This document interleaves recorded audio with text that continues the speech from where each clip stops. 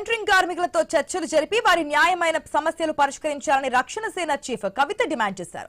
లేని పక్షంలో తాను ధర్నాకు కూర్చుంటారని హెచ్చరించారు. కాంగ్రెస్ పాలనలో అన్ని వర్గాలు ఆగమవుతున్నాయని చెప్పారు. ఇందిరా పార్క్ ధర్నా చౌక్ లో సెంట్రింగ్ గుత్తేదారుల అసోసియేషన్ ఆధ్వర్యంలో జరుగుతున్న మహాధర్నా కార్యక్రమంలో కవిత, మాజీ మంత్రి తలసాని పాల్గొన్నారు. సెంట్రింగ్ కార్మికులు లేకుంటే అద్దాల మేడలు లేవని చెప్పారు. ప్రభుత్వానికి 15 రోజుల గడువు ఇస్తున్నట్లుగా తలసాని శ్రీనివాస్ యాదవ్ చెప్పారు.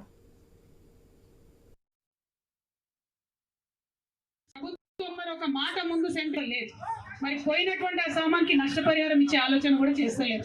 కాబట్టి ఎన్ని రకాలుగా ఆలోచించినా ప్రతి సందర్భంలో పని చేస్తున్నది మీరు, ప్రాణాన్ని పణంగా పెట్టి 5-6 అంతస్తుల మీద గాల్లో ఊగులాడుకుంటూ వర్క్ చేస్తున్నది మీరు. కానీ ఇంతవరకు ప్రభుత్వం నుంచి ₹1 సాయం కూడా అందుతలేదు. చాలా దారుణమైన పరిస్థితి ఉన్నది. అందుకే ఇవాళ నేను గుంపు మేస్త్రి గారిని, రాష్ట్ర ముఖ్యమంత్రి గారిని డిమాండ్ చేస్తా ఉన్నా. ఇంత పెద్ద రంగం ఇది, 86 చోట్ల నుంచి ఉన్నటువంటి జిహెచ్ఎంసీలో ఉన్న సెంట్రింగ్ అందరూ కూడా కాంట్రాక్టర్లు, కార్మికులంతా కూడా వాళ్ళు ఇక్కడ కూర్చొని ఉన్నారు. దాదాపు 10 రోజులైంది పని బంద్ పెట్టినా కూడా నియత్తోని మీ దగ్గర పనిచేసేటటువంటి కూలీలను మీరు సాగుతున్నారు కదా. ఆ యొక్క మానవత్వానికి నేను చేతులెత్తి మొక్కుతా ఉన్నా. మరి మీరు చూపిస్తున్నటువంటి మానవత్వం ఖచ్చితంగా ప్రభుత్వం కూడా చూపించాల్సిందే. ప్రభుత్వం నడిపించే విధానం ఏంది, తొక్కుడేంది, తొండలేంది, మీ అందరికీ నేను కోరేది ఒకటే, పోరాటం చేస్తే పోయేదేం లేదు. నిలబడి కొట్లాడాలి.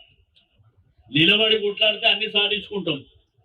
వాళ్ళని అడుగుదాం. లేబర్ డిపార్ట్మెంట్ మీటింగ్ పెట్టినప్పుడు మీరు రేట్లు తెప్పించుకోండి, మా ముడి సరుకులకు సంబంధించిన రేట్లు తెప్పించుకొని ఎప్పుడో 10 సంవత్సరాల ముందు ఉన్న రేట్లు ఎట్లు ఇస్తారని అడగాలి. దాని తర్వాత నేను కార్మికునే కదా, నాకెందుకు ఈఎస్ఐ కార్డు ఇవ్వవు.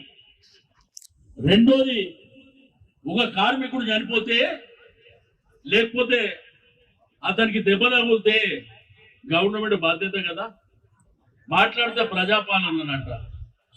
ఇది ప్రజాపాలన లెక్క ఉందా, రాక్షసుల పాలన లెక్క ఉందా? ప్రభుత్వం